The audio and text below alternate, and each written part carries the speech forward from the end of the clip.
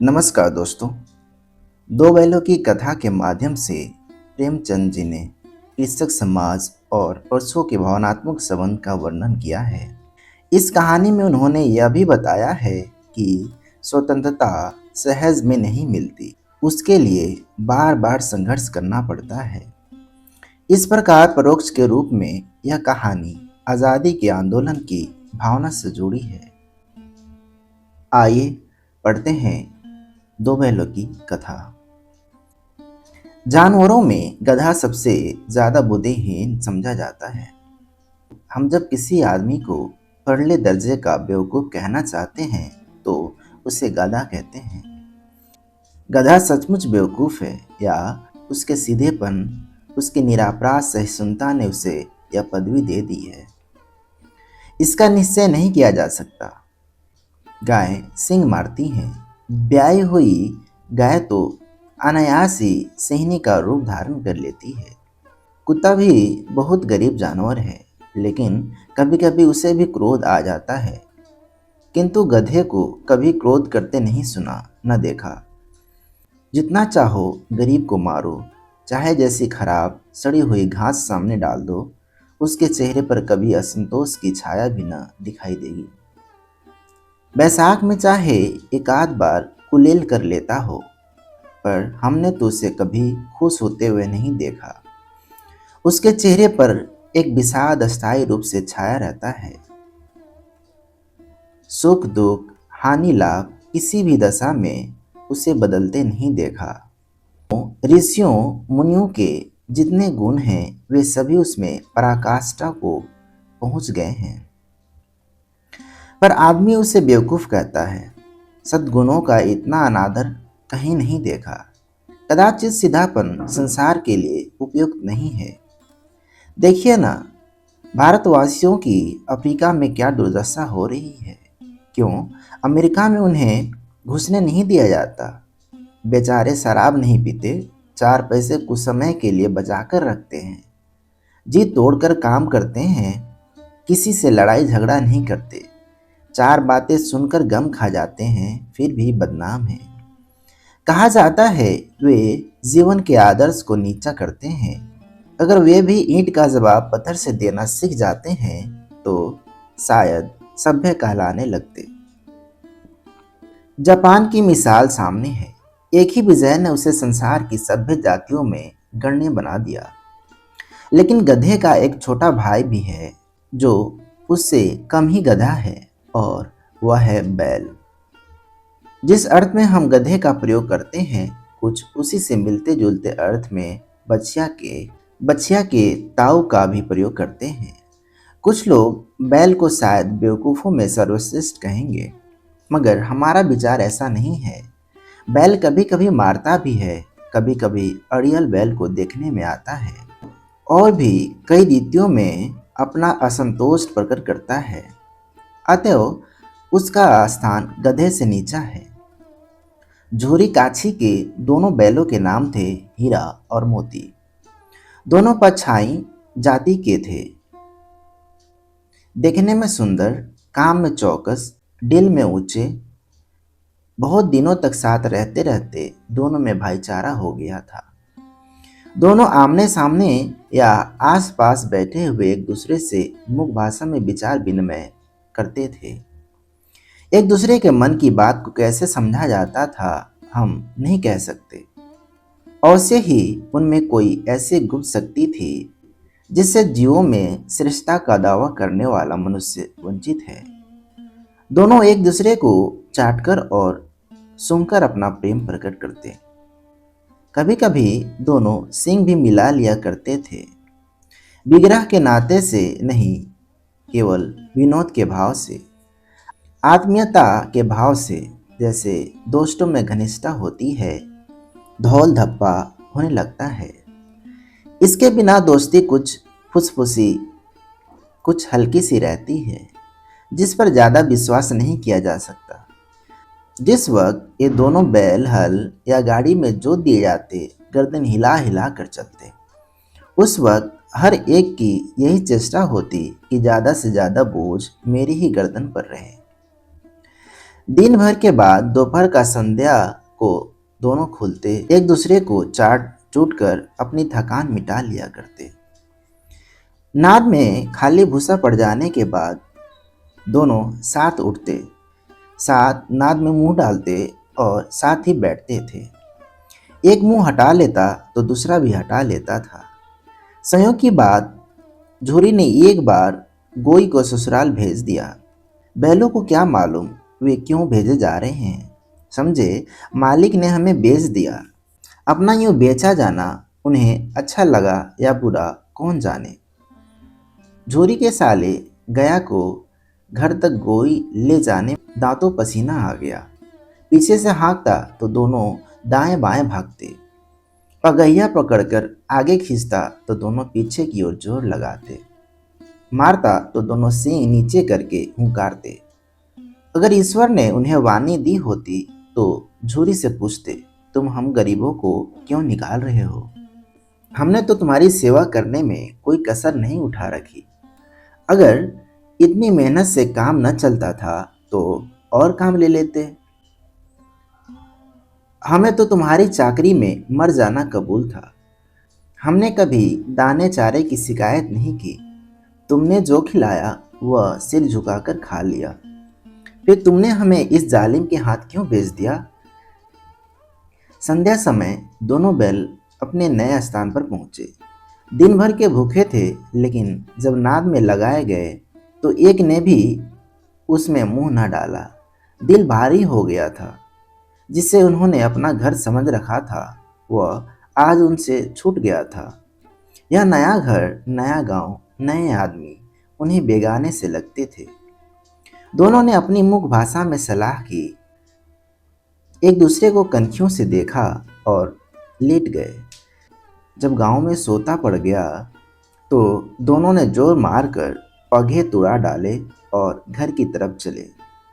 पगहे बहुत मजबूत थे। अनुमान न होता था कौन बैल उन्हें तोड़ सकेगा, पर इन दोनों में इस समय दूनी शक्ति आ गई थी। एक एक झटके में रस्सियां टूट गई। झोरी प्रातःकाल सोकर उठा तो देखा कि दोनों बैल चरनी पर खड़े हैं। दोनों की गर्दनें आधा आधा गराव लटक रहा है। घुटने तक पांव कीचड़ से भरे हैं और दोनों की आंखों में विद्रोह मय स्नेह झलक रहा है। झूरी बैलों को देखकर स्नेह से गदगद हो गया। दौड़कर उन्हें गले लगा लिया। प्रेमालिंगन और चुंबन का वह दृश्य बड़ा ही मनोहर था। घर और गांव के लड़के जमा हो गए और तालियां बजा बजा कर उनका स्वागत करने लगे। गांव के इतिहास में यह घटना अभूतपूर्व न होने पर भी महत्वपूर्ण थी। बाल सभा ने निश्चय किया, दोनों पशु वीरों को अभिनंदन पत्र देना चाहिए। कोई अपने घर से रोटियां लाया, कोई गुड़, कोई चोकर, कोई भूसी। एक बालक ने कहा, ऐसे बैल किसी के पास न होंगे। दूसरे ने समर्थन किया, इतनी दूर से दोनों अकेले चले आए। तीसरा बोला, बैल नहीं है वे, उस जन्म के आदमी हैं। इसका प्रतिवाद करने का किसी को साहस न हुआ। झूरी की स्त्री ने बैलों को द्वार पर देखा तो जल उठी। बोली, कैसे नमक हराम बैल हैं, एक दिन वहां काम न किया भाग खड़े हुए। झूरी अपने बैलों पर यह आक्षेप न सुन सका। नमक हराम क्यों है? चारा दाना न दिया होगा तो क्या करते? स्त्री ने रौब के साथ कहा, बस तुम ही तो बैलों को खिलाना जानते हो, और तो सभी पानी पिला पिला कर रखते हैं। झूरी ने चिढ़ाया, चारा मिलता तो क्यों भागते? स्त्री चिढ़ी, भागे इसलिए कि वे लोग तुम जैसे बूढ़ों की तरह बैल को सहलाते नहीं, खिलाते हैं, और तो रगड़ कर जोतते भी हैं। ये दोनों ठहरे कामचोर भाग निकले। अब देखूं कहां से खली और चोकर मिलता है।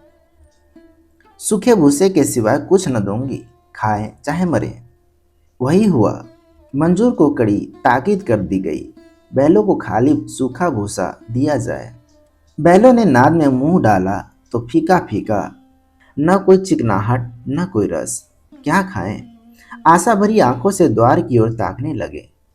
झूरी ने मजूर से कहा, थोड़ी सी खली क्यों नहीं डाल देता बे? मालकिन मुझे मार ही डालेगी। चुरा कर डाला। ना दादा, पीछे से तुम भी उन्हीं की सी कहोगे। दूसरे दिन झोरी का साला फिर आया और बैलों को ले चला। अब कि उसने दोनों को गाड़ी में जोता। 2-4 बार मोती ने गाड़ी को सड़क की खाई में गिराना चाहा, पर हीरा ने संभाल लिया। वह ज्यादा सहनशील था।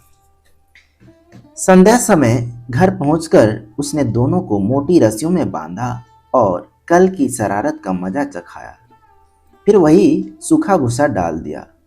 अपने दोनों बैलों को खली, चुनी, सब कुछ दी। दोनों बैलों को ऐसा अपमान कभी न हुआ था। झोरी इन्हें फूल की छड़ी से भी न छूता था। उसकी टिटकार पर दोनों उड़ने लगते थे। यहाँ मार पड़ी। आज सम्मान की व्यवस्था तो थी ही, उस पर मिला सूखा भूसा। नाद की तरफ आंख तक न उठाई। दूसरे दिन गया ने बैलों को हल में जोता, पर इन दोनों ने जैसे पांव न उठाने की कसम खा ली थी। वह मारते मारते थक गया, पर दोनों ने पांव न उठाया। एक बार जब उस निर्दयी ने हीरा की नाक पर खूब डंडे जमाए तो मोती का गुस्सा काबू से बाहर हो गया। हल लेकर भागा। हल, रस्सी, जुआ, जोत सब टूट टाट कर बराबर हो गया। गले में बड़ी बड़ी रस्सियां न होती तो दोनों पकड़ाई में न आते। ने मुख भाषा में कहा, भागना व्यर्थ है। मोती ने उत्तर दिया, तुम्हारी तो इसने जान ही ले ली थी। अब की बड़ी मार पड़ेगी। पढ़ने दो, बैल का जन्म लिया है तो मार से कहाँ बचेंगे। गया 2 आदमियों के साथ दौड़ा आ रहा है। दोनों के हाथों में लाठियां हैं। कहो तो दिखा दूं कुछ मजा, मैं भी लाठी लेकर आ रहा है। हीरा ने समझाया, नहीं भाई, खड़े हो जाओ। मुझे मारेगा तो मैं भी 1-2 को गिरा दूंगा। नहीं, हमारी जाति का यह धर्म नहीं है। मोती दिल में अटकर रह गया। गया आ पहुंचा और दोनों को पकड़ ले चला। कुशल हुई कि उसने इस वक्त मारपीट न की, नहीं तो मोती पलट पड़ता। उसके तेवर देखकर गया और उसके सहायक समझ गए कि इस वक्त टाल जाना ही मसलहत है। आज दोनों के सामने फिर वही सूखा भूसा लाया गया। दोनों चुपचाप खड़े रहे। घर के लोग भोजन करने लगे। उस वक्त छोटी सी लड़की 2 रोटियां लिए निकली और दोनों के मुंह में देकर चली गई। उस एक रोटी से इनकी भूख तो क्या शांत होती, पर दोनों के हृदय को मानो भोजन मिल गया। यहाँ भी किसी सज्जन का वास है। लड़की भैरों की थी। उसकी माँ मर चुकी थी। सौतेली माँ उसे मारती थी, इसलिए इन बैलों से उसे एक प्रकार की आत्मीयता हो गई थी। दोनों दिन भर जोते जाते, डंडे खाते, अड़ते। शाम को थान पर बांध दिए जाते। रात को वही बालिका उन्हें 2 रोटियां खिला जाती। प्रेम के इस प्रसाद की यह बरकत थी कि 2-2 गाल सूखा भूसा खाकर भी दोनों दुर्बल न होते थे। मगर दोनों की आंखों में रोम रोम में विद्रोह भरा हुआ था। एक दिन मोती ने मुख भाषा में कहा, अब तो नहीं सहा जाता हीरा। क्या करना चाहते हो? एक आध को सींग पर उठाकर फेंक दूंगा। लेकिन जानते हो, वह प्यारी लड़की जो हमें रोटियां खिलाती है, उसी की लड़की है जो इस घर का मालिक है। यह बेचारी अनाथ न हो जाएगी तो मालकिन को न फेंक दूं? वही तो उस लड़की को मारती है। लेकिन औरत जात पर सिंह चलाना मना है, यह भूल जाते हो। तुम तो किसी तरह निकलने ही नहीं देते। बताओ, तुड़ाकर भाग चलें? हाँ, यह मैं स्वीकार करता हूँ, लेकिन इतनी मोटी रस्सी टूटेगी कैसे? इसका एक उपाय है। पहले रस्सी को थोड़ा सा चबा लो और फिर एक झटके में जाती है। रात को जब बालिका रोटियां खिलाकर चली गई, दोनों रस्सियां चबाने लगे, पर मोटी रस्सी मुंह में न आती थी। बेचारे बार बार जोर लगाकर रह जाते थे। सहसा घर का द्वार खुला और वही लड़की निकली। दोनों सिर झुकाकर उसका हाथ चाटने लगे। दोनों की पूंछें खड़ी हो गई। उसने उनके माथे सहलाए और बोली, खोल देती हूँ, चुपके से भाग जाओ, नहीं तो यहाँ लोग मार डालेंगे। आज घर में सलाह हो रही है कि इनकी नाक में ना डाल दी जाए। उसने गराव खोल दिया, पर दोनों चुपचाप खड़े रहे। मोती ने अपनी भाषा में पूछा, अब चलते क्यों नहीं? हीरा ने कहा, चले तो, लेकिन कल इस अनाथ पर आफत आएगी, सब इसी पर संदेह करेंगे। सहसा बालिका चिल्लाई, दोनों फूफा वाले बैल भागे जा रहे हैं। ओ दादा, दादा, दोनों बैल भागे जा रहे हैं, जल्दी दौड़ो। गया हड़बड़ाकर भीतर से निकला और बैलों को पकड़ने चला। वे दोनों भागे। गया ने पीछा किया और भी तेज हुए। गया ने शोर मचाया, फिर गांव के कुछ आदमियों को भी साथ लेने के लिए लौटा। दोनों मित्रों को भागने का मौका मिल गया। सीधे दौड़ते चले गए, यहाँ तक कि मार्ग का ज्ञान न रहा। जिस परिचित मार्ग से आए थे उसका यहाँ पता न था।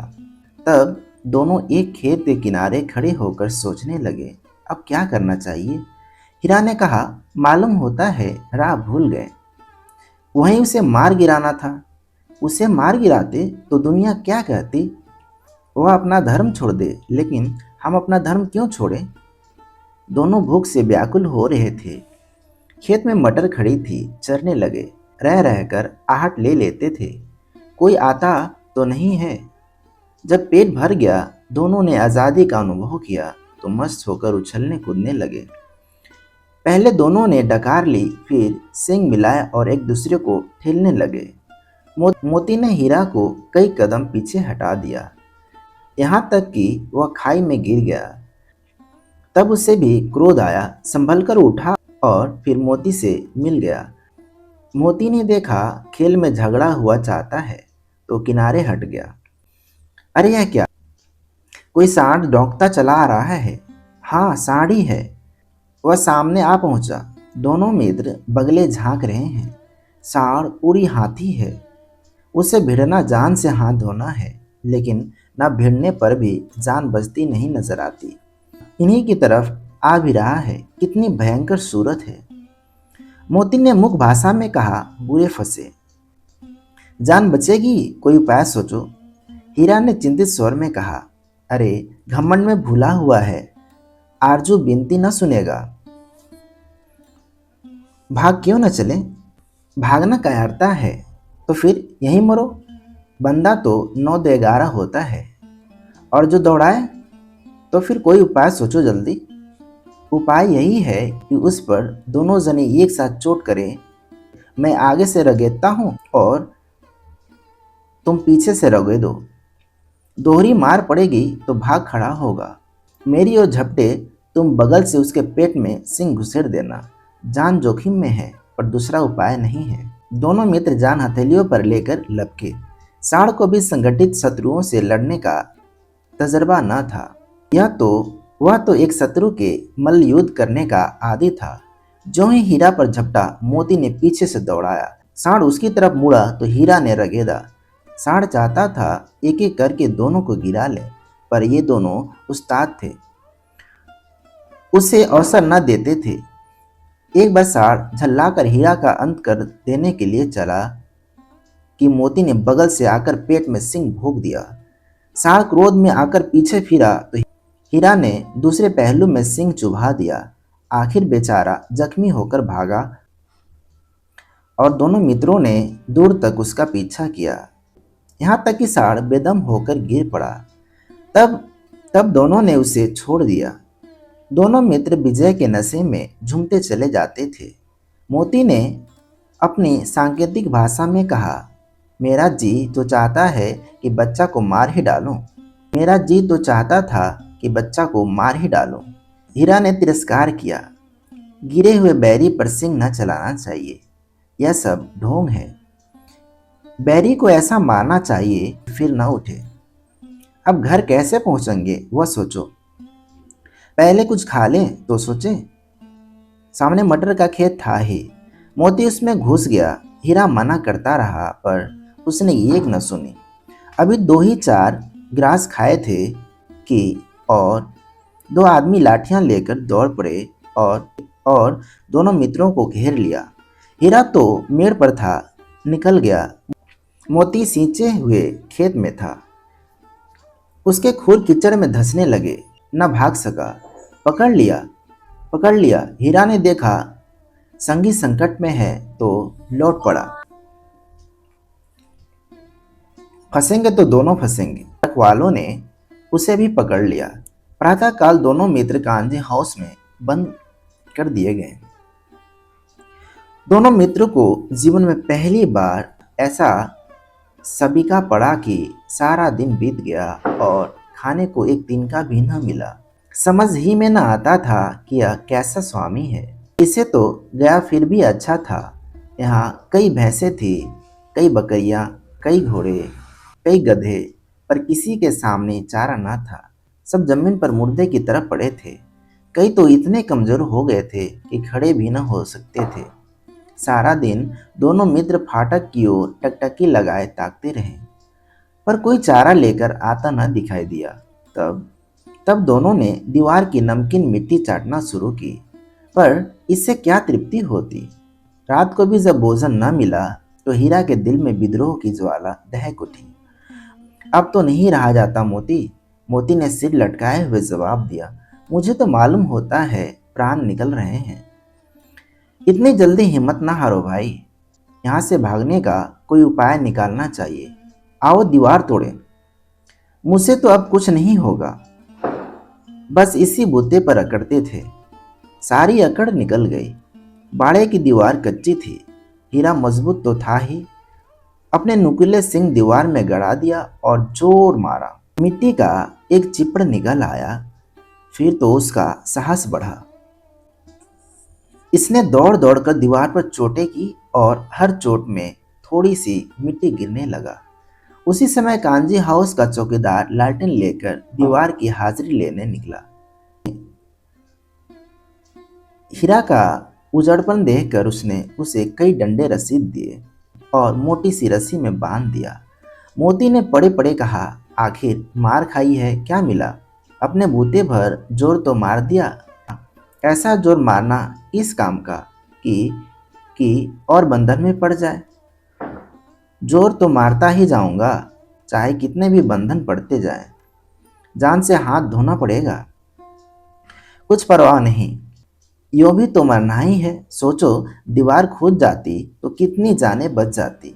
इतने भाई यहाँ बंद हैं, किसी की देह में जान नहीं है। 2-4 दिन और यही हाल रहा तो सब मर जाएंगे। हाँ, यह बात तो है। अच्छा तो ला, फिर मैं भी जोर लगाता हूँ। मोती ने भी दीवार में उसी तरह सिंग मारा। थोड़ी सी मिट्टी गिरी और फिर हिम्मत बढ़ी। फिर तो वह दीवार में सिंग लगाकर इस तरह जोर करने लगा मानो किसी प्रतिद्वंदी से लड़ रहा है। फिर कोई 2 घंटे की जोर आजमाई के बाद दीवार ऊपर से लगभग 1 हाथ गिर गई। उसने दूनी शक्ति से दूसरा धक्का मारा तो आधी दीवार गिर पड़ी। दीवार का गिरना था कि अधमरे से पड़े हुए सभी जानवर चेत उठे। तीनों घोड़ियां सरपट भाग निकली, फिर बकरियां निकली। इसके बाद भैंसें भी खिसक गई, पर गधे अभी तक ज्यों के त्यों खड़े थे। हीरा ने पूछा, तुम दोनों क्यों नहीं भाग जाते? एक गधे ने कहा, जो कहीं फिर पकड़ लिए जाएं तो क्या हर्ज है, अभी तो भागने का अवसर है। हमें तो डर लगता है, हम यहीं पड़े रहेंगे। आधी रात से ऊपर जा चुकी थी। दोनों गधे अभी तक खड़े सोच रहे थे कि भागे या न भागे, और मोती अपने मित्र की रस्सी तोड़ने में लगा हुआ था। जब वह हार गया तो हीरा ने कहा, तुम जाओ, मुझे यहीं पड़ा रहने दो, शायद कहीं भेंट हो जाए। मोती ने आंखों में आंसू लाकर कहा, तुम मुझे इतना स्वार्थी समझते हो हीरा? हम और तुम इतने दिनों तक एक साथ रहे हैं। आज तुम विपत्ति में पड़ गए तो मैं तुम्हें छोड़कर अलग हो जाऊं? हीरा ने कहा, बहुत मार पड़ेगी, लोग समझ जाएंगे यह तुम्हारी शरारत है। मोती गर्व से बोला, जिस अपराध के लिए तुम्हारे गले में बंधन पड़ा, उसके लिए अगर मुझे मार पड़े तो क्या चिंता। इतना तो हो ही गया कि 9-10 प्राणियों की जान बच गई, वे सब तो आशीर्वाद देंगे। यह कहते हुए मोती ने दोनों गधों को सींग से मारकर बाड़े के बाहर निकाला और तब अपने बंधु के पास आकर सो रहा। भोर होते ही मुंशी और चौकीदार तथा अन्य कर्मचारियों में कैसी खलबली मची, इसके लिखने की जरूरत नहीं। बस इतना ही काफ़ी है कि मोती की खूब मरम्मत हुई और उसे भी मोटी रस्सी में बांध दिया गया। एक सप्ताह तक दोनों मित्र वहां बंधे पड़े रहे। किसी ने चारे का एक तीन भी न डाला। हाँ, एक बार पानी दिखा दिया जाता था, यही उनका आधार था। दोनों इतने दुर्बल हो गए थे कि उठा न जाता था। ठठरियां निकल आई थी। एक दिन बाड़े के सामने डुग्गी बजने लगी। दोपहर होते होते वहां 50-60 आदमी जमा हो गए। तब दोनों मित्र निकाले गए और उनकी देखभाल होने लगी। लोग आ आकर उनकी सूरत देखते और मन फीका करके चले जाते। ऐसे मृतक बैलों का कौन खरीदार होता। सहसा एक दरियल आदमी, जिसकी आंख और मुद्रा अत्यंत कठोर, आया और दोनों मित्रों के कूल्हे में उंगली गोदकर मुंशी जी से बातें करने लगा। उसका चेहरा देखकर अंतर्ज्ञान से दोनों मित्रों के दिल कांप उठे। वह कौन है और उन्हें क्यों टटोल रहा है, इस विषय में उन्हें कोई संदेह न हुआ। दोनों ने एक दूसरे को भीत नेत्रों से देखा और सिर झुका लिया। हीरा ने कहा, गया के घर से नाहक भागे, अब जान न बचेगी। मोती ने अश्रद्धा के भाव से उत्तर दिया, कहते हैं भगवान सबके ऊपर दया करते हैं, उन्हें हमारे ऊपर क्यों दया नहीं आती। भगवान के लिए हमारा मरना जीना दोनों बराबर है। चलो अच्छा ही है, कुछ दिन उसके पास तो रहेंगे। एक बार भगवान ने उस लड़की के रूप में हमें बचाया था, क्या अब न बचाएंगे। यह आदमी छुरी चलाएगा, देख लेना। तो क्या चिंता है, मांस खाल सिंह हड्डी सब किसी न किसी काम आ ही जाएंगे। नीलाम हो जाने के बाद दोनों मित्र उस दड़ियल के साथ चले। दोनों की बोटी बोटी कांप रही थी। बेचारे पांव तक न उठा सकते थे, पर भय के मारे गिरते पड़ते भागे जाते थे, क्योंकि वह जरा भी चाल धीमी हो जाने पर जोर से डंडा जमा देता था। राह में गाय बैलों का एक रेवड़ हरे हरे हार में चरता नजर आया। सभी जानवर प्रसन्न थे। चिकने चप्पल को उछलता था, कोई आनंद से बैठा पागुर करता था। कितनी सुखी जीवन था इनका, पर कितने स्वार्थी हैं सब। किसी को चिंता नहीं कि उसके दो भाई बधिक के हाथ पड़े कैसे दुखी हैं। सहसा दोनों को ऐसा मालूम हुआ कि यह परिचित राह है। हाँ, इसी राह से तो गया उन्हें ले गया था। वही खेत, वही बाग, वही गांव मिलने लगे। प्रतिक्षण उनकी चाल तेज होने लगी। सारा थकान, सारी दुर्बलता गायब हो गई। आह, यह लो, अपना ही हार आ गया। इसी कुएं पर हम पूर चराने आया करते थे। यही कुआं है। मोती ने कहा, हमारा घर नजदीक आ गया। हीरा बोला, भगवान की दया है, मैं तो अब घर भागता हूँ। यह जाने देगा, इसे मैं मार गिराता हूँ। नहीं नहीं, दौड़कर थान पर चलो, वहां से हम आगे न जाएंगे। दोनों उन्मत्त होकर बछड़ों की भांति कुलेले करते हुए घर की ओर दौड़े। वह हमारा थान है। दोनों दौड़कर अपने थान पर आ गए और खड़े हो गए। दड़ियल भी पीछे पीछे दौड़ा चला आता था। झूरी द्वार पर बैठा धूप खा रहा था। बैलों को देखते ही दौड़ा और उन्हें बारी बारी से गले लगाने लगा। मित्रों की आंखों से आनंद के आंसू बहने लगे। एक झूरी का हाथ चाट रहा था। दड़ियल ने जाकर बैलों की रस्सियां पकड़ ली। झूरी ने कहा, मेरे बैल हैं। तुम्हारे बैल कैसे? मैं मवेशी खाने से नीलाम लिए आता हूँ। मैं तो समझा हूँ चुराए लिए आते हो। चुपके से चले जाओ, मेरे बैल हैं। मैं बेचूंगा तो बिकेंगे। इसी को मेरे बैल नीलाम करने का क्या अख्तियार है? जाकर थाने में रपट कर दूंगा। मेरे बैल हैं, इसका सबूत यह है कि मेरे द्वार पर खड़े हैं। दड़ियल झल्लाक कर बोला। दड़ियल झल्लाकर बैलों को जबरदस्त पकड़ ले जाने के लिए बढ़ा। उसी वक्त मोती ने सिंह चलाया। दड़ियल पीछे हटा। मोती ने पीछा किया। दड़ियल भागा। मोती पीछे दौड़ा। गांव के बाहर निकल जाने पर वह रुका। जब खड़ा दड़ियल का रास्ता देख रहा था, दड़ियल दूर खड़ा धमकियां दे रहा था, गालियां निकाल रहा था, पत्थर फेंक रहा था और मोती विजयी सूर की भांति उसका रास्ता रोके खड़ा था। गांव के लोग यह तमाशा देखते थे और हंसते थे। जब दड़ियल हार कर चला गया तो मोती अकड़ता हुआ लौटा। हीरा ने कहा, मैं डर रहा था कि कहीं तुम गुस्से से आकर मार न बैठो। अगर वो मुझे पकड़ता तो मैं बेमारे न छोड़ता। अब ना आएगा। आएगा तो दूर ही से खबर लूंगा, देखूं कैसे ले जाता है। जो गोली मरवा दे मर जाऊंगा, पर उसके काम तो ना आऊंगा। हमारी जान को कोई जान ही नहीं समझता, इसलिए कि हम इतने सीधे हैं।